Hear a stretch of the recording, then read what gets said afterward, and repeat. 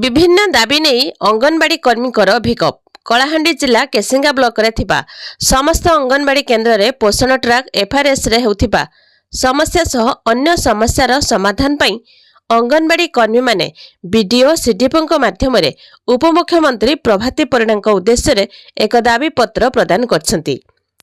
All Odisha anganwadi ladies workers association राज्य संघ निष्पत्ति अनुसार केसिंगा ब्लॉक अंगनवाड़ी कर्मी और सहायिका संघर सभानेत्री बसंत पाढ़ी मिलित उद्यम दाबी पत्र प्रदान करा जायछि।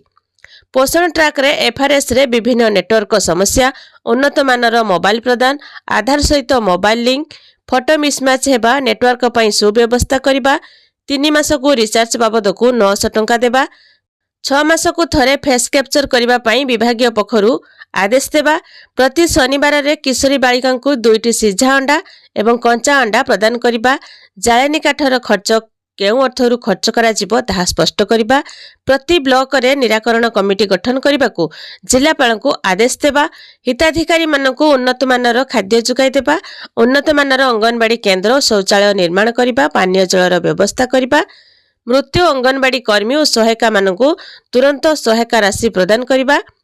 केसिंगा ब्लॉक रे 3 जन अंगनवाड़ी कर्मी मृत्यु को 3 वर्ष बीती जाइथिले सुद्धा राज्य सरकार सहायता राशि प्रदान करा जाय नहीं।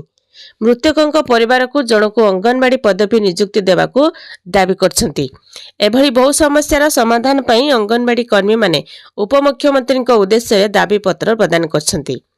All Odisha anganwadi ladies workers association संलग्न भारतीय मजदूर संघ केसिंगा शाखार सभानेत्री बसंत पाणी समेत ब्लॉकर 195टी अंगनवाड़ी कर्मी और सहायिका माने सहरर शोभायात्रा रे बाहरी ब्लॉकर बीडीओ सीडीपीओ कार्यालय को जाई प्रभाती परिणाम उद्देश्य रे एक दाबी पत्र प्रदान करछंती।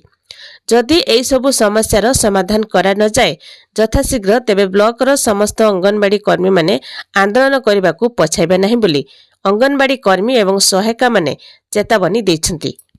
आउ सेपटे अंगनवाड़ी को सशक्त करबा पई आसिला स्वतंत्र आप anganwadi welfare and service overnight monitoring everywhere आप। एई आप माध्यम रे समस्त कार्य करिवे अंगनवाड़ी कर्मी। एई आप द्वारा साधारण लोक एवं अभिभावक फीडबैक मध्य देई परिबे। ए आप रो विकास पई एनआईपीसीसीडी सह महिला और शिशु विकास विभागर चुक्ति होईछि। तेबे लोकसभा भवन सम्मेलन कक्ष रे शिशु विकास प्रकल्प अधिकारी मानक पई आरंभ होईछि दक्षता विकास कर्मशाला। एई कार्यक्रम रे प्रभाती परिड़ा जोग देई कहिसंती जे राज्यर समस्त अंगनवाड़ी रो निजस्व घर निर्माण करा जिवो, सेठी पानी बिजुली व्यवस्था मध्य करा जिवो।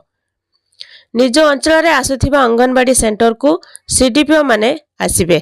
6 मास को थरे प्रति अंगनवाड़ी केन्द्र को सीडीपीओ माने परिदर्शन आसी बोली जिबे। ए असम आप जरिया रे एवं अंगनवाड़ी रे थिबा फॉर्म जरिया रे से माने फीडबैक देबे। सेमानक मतामत को नै अंगनवाड़ी भित्तिभूमि आहुरी सुदृढ़ करा जिवो बोली उपमुख्यमंत्री प्रभाती परिड़ा कहिसंती। तो यह थिला आज सकाळ आपण मान पई गोटे छोट इन्फॉर्मेशन। बास वीडियो को लाइक करंतु, चैनल सहित जोड़ी रहबा पई चैनल को सब्सक्राइब करी साइड रे आस्थवा बेल आइकन क्लिक करी ऑल सिलेक्ट करनियंतु।